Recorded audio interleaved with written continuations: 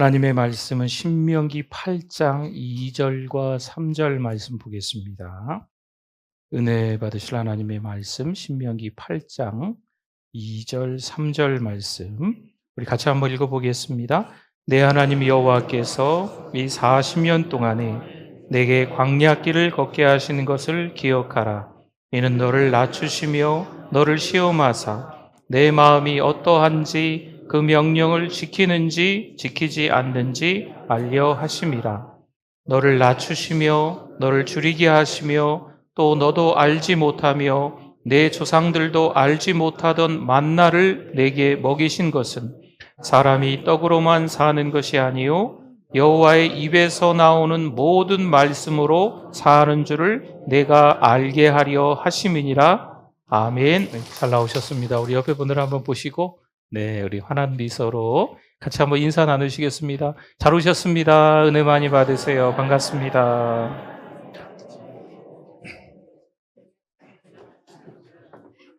제가 달력을 이렇게 넘기다 보니까 벌써 6월의 끄트머리에 와 있더라고요. 한 해가 시작된 것도 엊그제 같은데 벌써 6달이 훌쩍 다 지나가고 있습니다. 여러분, 한 해의 마지막으로 함께 모여서 드리는 예배가 있잖아요. 송구하고 또 영신하기 위해서 송구 영신 예배를 작년 말에 올해 초에 우리 드렸지 않습니까? 그렇죠? 엊그제 같은데 벌써 6달이 훌쩍 지나가고 있습니다. 1월 첫날 첫 번째 주일을 보내면서 어떤 또 결심을 하지 않으셨을까요? 올해는 내가 신앙으로 한번 살아가 봐야 되겠다. 예배 잘 드려봐야 되겠다. 기도 많이 좀 해야 되겠다. 성경도 좀 열심히 읽어봐야 되겠다. 올해는 내가 전도 한 명 해보겠다. 올해는 여러 가지 어려운 일이 있어도 한번 감사함으로 살아보겠다. 어떤 이런 각오와 결단이 있지 않았습니까? 그런 시간들이 있었는데 어느새 한 것도 없는 것 같은데 벌써 6달이 훌쩍 지나가 버렸어요. 그래서 이 즈음 다시 한번 멈추어 서서 우리가 숨 고르기를 좀 해야 할 것 같아요. 그래서 몇 주간 동안 6개월 동안 하나님의 은혜 주셨고 또 남은 6개월도 하나님의 은혜 주실 걸 믿고 숨 고르기 하는 말씀을 몇 주간 동안 좀 나누어 보려고 합니다. 상반기를 돌아보면 어떤 마음이 드십니까? 아유, 참 바빴어. 힘들었어. 너무 지쳤어. 그래도 이겨냈잖아. 혹은 그럼에도 불구하고 감사하다.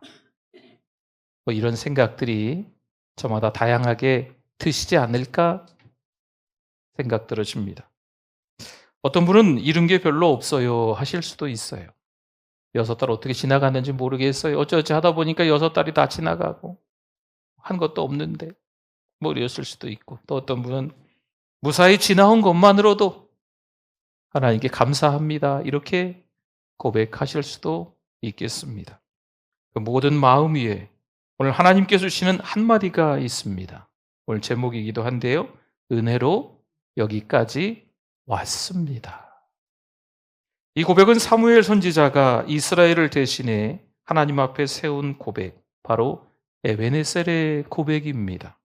지금까지 우리를 도우신 분은 여호와이십니다.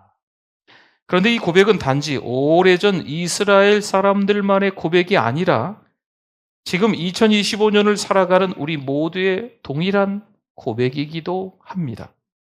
성도 여러분, 누군가 나를 도와주지 않았다면, 정말 힘든 일상을 보낼 때 누군가 내 옆에 계셔주지 않았다면 내가 지금 이 자리에 있을 수 있을까요? 그 도움, 그 손길, 그 은혜가 바로 하나님이셨습니다. 지금까지 지내온 건 때로는 평탄하지 않은 길, 때로는 눈물만 주룩주룩 흘렸던 그 깊은 밤, 막막하던 어떤 순간, 때로는 이유를 알 수 없는 광야 같은 그 시간까지도 그 모든 시간을 하나님께서 함께 걸어와 주셨습니다. 성도 여러분, 그렇다면 우리는 이제 묻고 싶어요. 그 모든 여정을 하나님은 왜 허락하셨을까요? 그렇게도 힘든 시간들을, 그 고난들을, 그 어려운 시간들을 왜 하나님은 걷게 허락하셨을까요?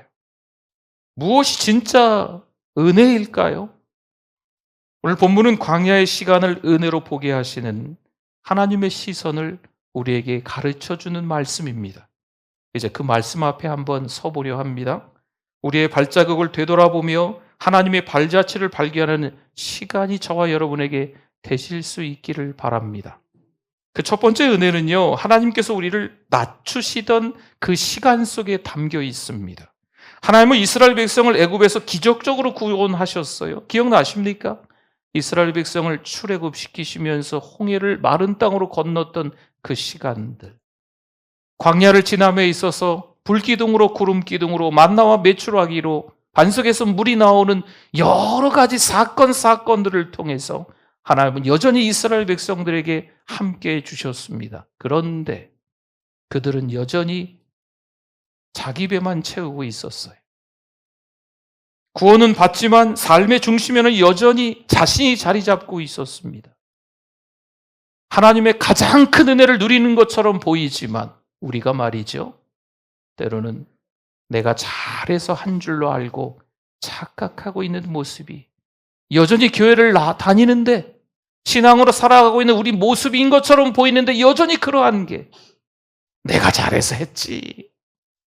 내가 열심히 교회 나오니까, 내가 열심히 주여 하고 교회에서 기도하니까 이렇게 된 거지 라고 생각한다는 거죠. 하나님은요, 그들을 어떻게 하셨을까요? 광야로 이끄셨고요, 또 그곳에서 그들을 낮추십니다. 오늘 본문 2절에서 이렇게 나오죠.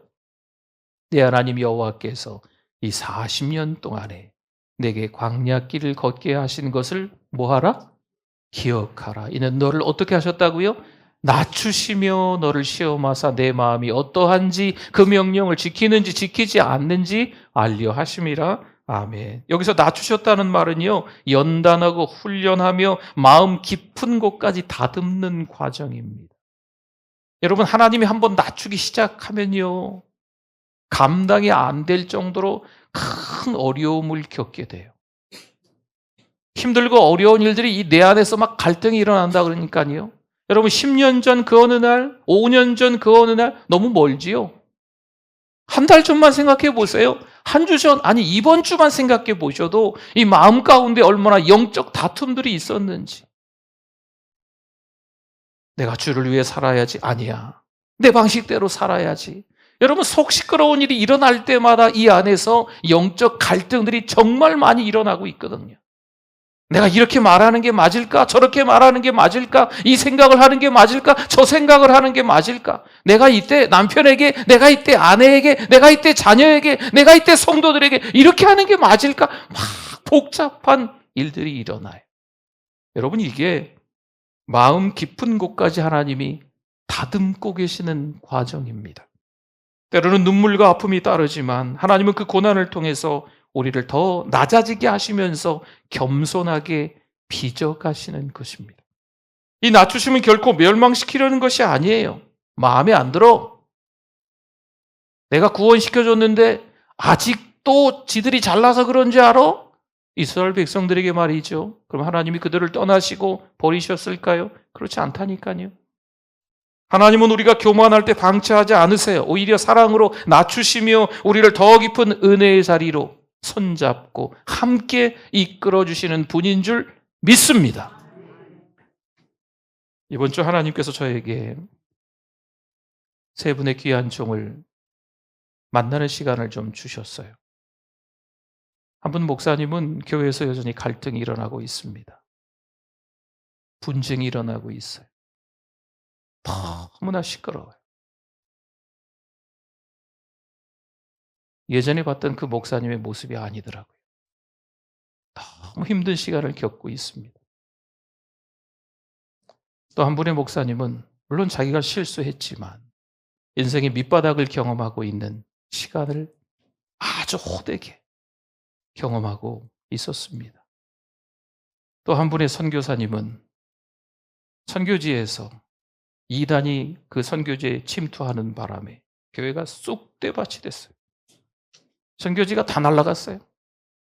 한국에 들어와 있는 거죠. 정말 정신없이 그 시간들을 수년 동안 보내고 있는 한 선교사님을 만나게 됐습니다.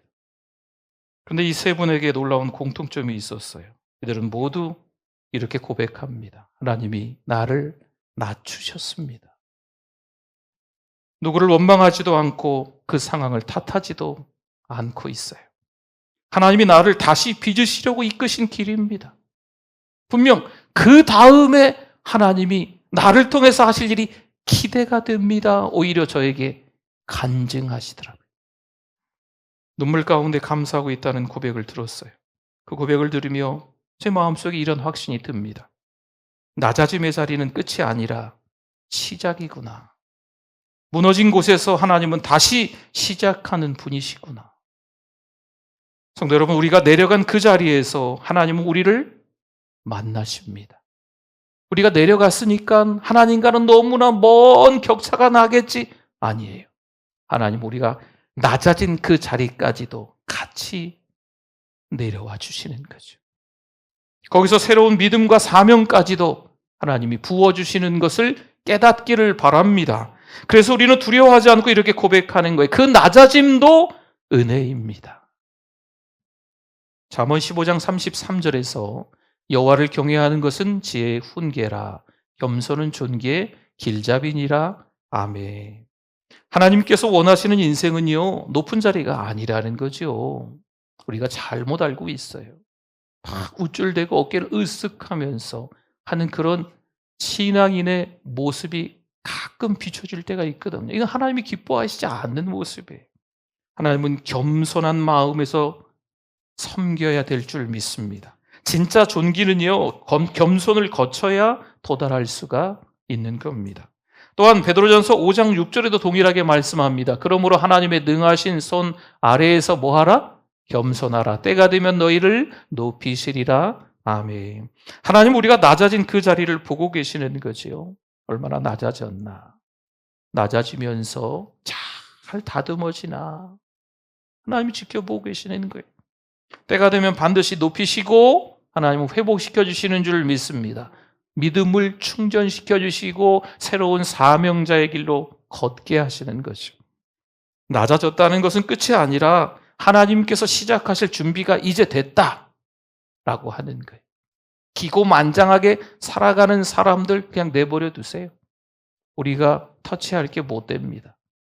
때가 되면 하나님께서 사용하시기 위해서는 낮추십니다. 그때 하나님이 일하기 시작하시는 거예요. 이 말씀을 깊이 묵상하면 우리 인생의 굽어진 길들도 다시 보이기 시작합니다. 질병으로 인해, 관계의 아픔으로 인해, 어떤 경우엔 우리의 계획들이 산산이 부서져서 그렇게 낮아졌던 순간들, 그 시간 속에 하나님의 손이 있다는 사실을 믿음으로 저와 여러분이 바라볼 수 있게 된다는 거죠. 하나님은 우리를 해치시지 않지만 때로는 우리를 낮추시고 부서지게 하셔서 우리를 빚어가시는 겁니다. 영 자격도 없어서 쓸모가 없어서 어디 갖다 댈 데가 없어서 자격이 없으니까 하나님이 내다 버리시고 우리를 떠나시고. 여러분, 하나님을 오해하시면 안 돼요. 우리가 낮아질 때 비로소 하나님은 우리를 하나님의 뜻대로 아름답게 사용하시는 줄 믿습니다. 사랑하는 성도 여러분, 혹시 여러분은 올 상반기 동안 어떤 자리에서 낮아지셨습니까? 누군가 나에게 건넨 몇 마디 말, 그 말 때문에 내 안에 전쟁이 일어난 거죠. 계획했던 일이 갑자기 무산됐어요. 그 아픔 때문에 낮아지는 거죠. 병원 진단서 앞에 멈춰선 그 침묵의 시간, 낮아질 수밖에 없지요. 그 모든 순간이 단순한 실패나 후퇴가 아니라 하나님의 은혜가 이제부터 흐르기 시작한 그 자리라는 사실을 오늘 다시 꽉 붙드셨으면 합니다. 하나님 우리를 낮추실 때요, 결코 우리를 버리지 않으시고 그 낮아진 자리에서 새롭게 하시고 빚으시고 하나님이 우리를 통해서 새로운 일을 하기 시작하시는 줄 믿습니다. 성도 여러분, 낮아지는 광야의 시간이 끝나면요, 그 다음엔 하나님이 우리의 마음을 살피시는 또 다른 과정이 등장해요. 이게 시험의 시간인 겁니다. 여러분, 이 시험의 시간을 지나면서 우리의 믿음이 드러나요? 우리 신앙의 본질, 뭘 더 중요하게 여기는지가 거기서 다 밝혀지는 거죠. 다시 2절을 한번 볼까요? 내 하나님 여호와께서 이 40년 동안에 내게 광야길을 걷게 하신 것을 기억하라. 이는 너를, 첫 번째가 뭐였습니까? 낮추시며, 그 다음에 뭐가 나와요? 너를 시험하사 내 마음이 어떠한지 그 명령을 지키는지 지키지 않는지 알려 하심이라. 아멘. 여기서 시험하사는요, 단순히 통과 여부를 가리는 시험이 아닙니다. 몇 점 이상 맞으면 통과야, 뭐 이런 시험이 아니에요. 하나님께서 우리 안에 진짜 믿음을 드러내시는 거지요. 불순물을 걷어내시는 점검 같은 그런 단련의 과정인 겁니다. 힘들고 어려운 일이 찾아왔을 때 이 입을 가지고 어떤 말을 하는지 하나님이 듣고 계시는 거예요. 이 머리로, 이 가슴으로 어떤 생각을 하고 어떤 걸 품고 있는지 하나님이 그 믿음의 진짜 모습을 보고 계시는 거죠. 거기서 드러납니다. 창세기 22장 1절 말씀을 볼까요? 그 일 후에 하나님이 아브라함을 뭐 하시려고요? 시험하시려고, 테스트하시려고 그를 부르시되 아브라함아 하시니 그가 이르되 내가 여기 있나이다. 아멘. 하나님은 아브라함에게 말씀하셨어요. 이건 명령입니다, 명령. 100세에 낳은 아들 이삭을 모리아산에 갖다 바치라는 거예요. 하나님이 너무 잔인하죠. 주실 때는 언제고 이젠 또 달라고 하시네요. 아주 끔찍한 명령을 하나님이 내리신 것처럼 혹시 느껴지지 않습니까? 하지만 그렇지 않은 거예요. 오히려 이 시험을 통해서 아브라함의 믿음이 더 깊어지는 겁니다. 여러분, 그릇은 그릇인데 더러운 그릇이라면 사용할 수 없잖아요. 오히려 이때 아브라함의 그 믿음의 그릇은요, 더 정결하게 깨끗하게 만들어지는 시간이 되는 겁니다. 하나님은 결국 그를 멈추게 하시고 이제야 네가 나를 경외하는 줄 알았다라고 말씀하세요. 야고보서 1장 12절 말씀은 같이 한번 읽어보겠습니다. 시험을 참는 자는 복이 있나니 이는 시련을 견디어낸 자가 주께서 자기를 사랑하는 자들에게 약속하신 생명의 면류관을 얻을 것이기 때문이라. 아멘. 시험은요, 단순히 견디는 시간이 아니에요. 하나님이 낮추셨어요. 그 다음에 하나님이 우리 믿음의 본질을 보기 위해서 테스트하는 과정이 있는데 그냥 시간 가면 돼. 그냥 눈 딱 감고 버텨봐. 저와 여러분이 그런 이야기를 할 때가 간혹 있어요.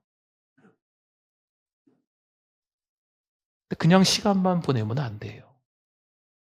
그냥 그 시간 속에서 그냥 견뎌야지 그런 것만 있으면 안 됩니다.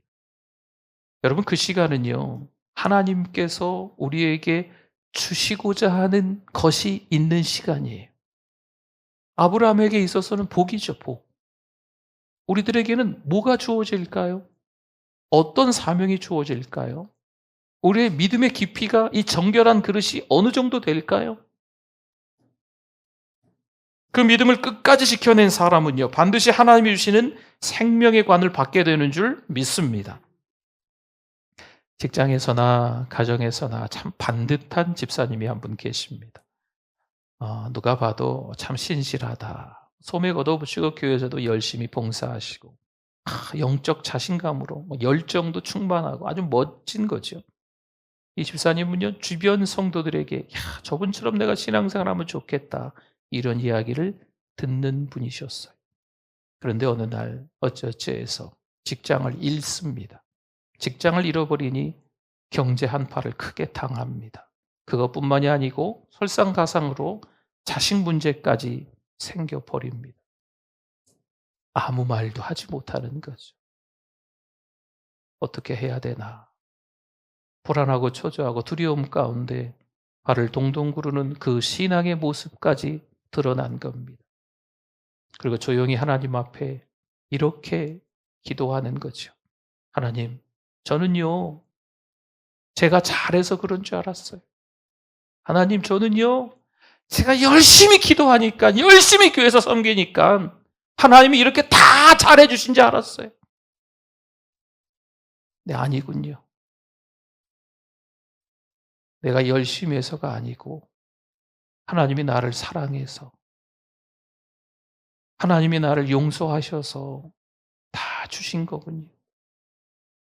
하나님, 다시 와주세요. 이 집사님은 예전에 미처 하나님 앞에 드리지 못한 기도를 드렸던 거죠. 더 겸손한 사람으로, 더 온유한 사람으로 그 자리에 서서 섬기게 됩니다. 하나님은 우리의 실수보다 우리의 마음을 지켜보고 계십니다. 광야 같은 시험의 시간에도 우리가 하나님을 붙드는 그 마음, 그 믿음 하나를 하나님은 기쁘게 받으시는 거예요. 성도 여러분, 혹시 지금 시험 가운데 계신 분 계십니까? 누군가 말 한마디 때문에, 때로는 어떤 사건 때문에 내가 감당할 수 없을 것 같은 큰 일들이 갑자기 생겨서 이러지도 못하고 저러지도 못하고 막 속 시끄럽고 막 영적인 갈등들이 이 내 안에서 계속 싸우고 있는 것 같은 그런 일들, 그런 시험이 있는 분 계십니까? 풀리지 않는 기도 제목인 거죠. 왜 나만 이런 일을 겪어야 하나 싶은 그런 순간 하나님은 그 안에서 우리의 중심을 보고 계시는 거예요. 우리의 입을 가지고 어떤 말을 하고 있는지, 우리의 두 다리를 가지고 어느 곳을 찾아가고 있는지, 우리가 변변치 않은 그런 상황과 환경 속에서 그때에도 여전히 지금 누구를 찾고 있는지 하나님은 우리의 믿음의 본질을 지금 지켜보고 계시는 겁니다. 우리가 이렇게 고백할 수 있어야 돼요. 그 시험도 은혜입니다. 하나님은 낮추시고 시험하시는 과정을 통해 이제 우리 삶의 기반이 무엇인지 알려주십니다. 광야의 여정은 단순히 인내와 고통의 시간이 아니라 무엇으로 살 것인가 이것을 묻는 하나님의 훈련장입니다.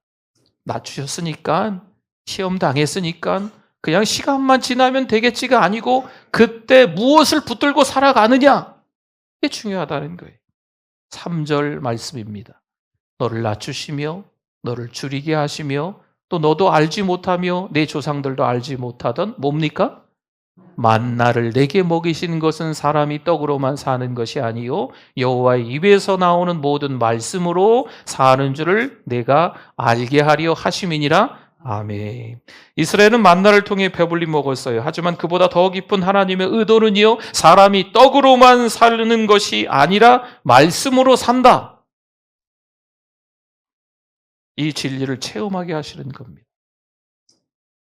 마태복음 4장 4절에도 똑같이 나오죠. 예수께서 대답하여 이르시되 기록되었으되 사람이 떡으로만 살 것이 아니요 하나님의 입으로부터 나오는 모든 말씀으로 살 것이라 하였느니라 하시니. 아멘. 광야에서 40일 금식하신 예수님께 사단이 찾아와서 유혹하는 거예요. 그 광야에 돌멩이밖에 없잖아요. 이 돌 가지고 떡이 되게 해라. 그러나 예수님은 말씀이 내 생명임을 선포하시며 이기십니다. 사랑하는 성도 여러분, 상반기를 돌아보면 지쳤던 어느 날 말씀 한 줄이 위로가 되었던 때가 있었어요. 막막했던 어느 날 묵상한 한 구절 하나가 삶의 방향을 바꾸지 않으셨습니까? 성경 구절 그 하나가, 묵상했던 그 말씀 한 구절이 내게 힘을 주지 않으셨나요? 여러분, 말씀은요, 단순한 정보가 아니에요.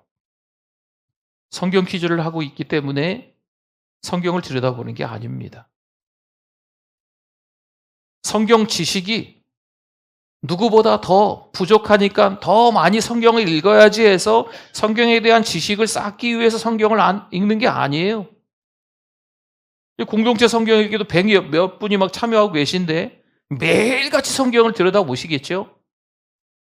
성경 많이 읽어서 성경 시험 잘 보고 성경 퀴즈도 해서 1등하고 누가 성경에 대해서 물어보면 척척척 대답해 주기 위해서 성경 보는 거 아닙니다. 말씀은 생명의 숨결이며 하나님의 살아있는 호흡인 줄 믿습니다. 말씀을 먹지 않는 사람은 영원히 말라 죽어 있는 거예요. 교회를 다니는데 신앙으로 산다고 하는데 오랫동안 신앙생활 하신 분들의 취약점이 뭔지 아십니까? 성경을 안 봐요. 교회를 오래 다니면 다닐수록 성경을 잘 안 봐요. 때로는 교회에서 신앙생활 잘한다고 어떤 직분이 생기면 생길수록 성경을 안 봐요. 이미 다 봤거든요. 이미 알만한 건 다 알거든요. 목사님이 뭐 본문 어디라고 하면 대충 어느 정도의 말씀인지 감이 오거든요. 성경을 안 봐요.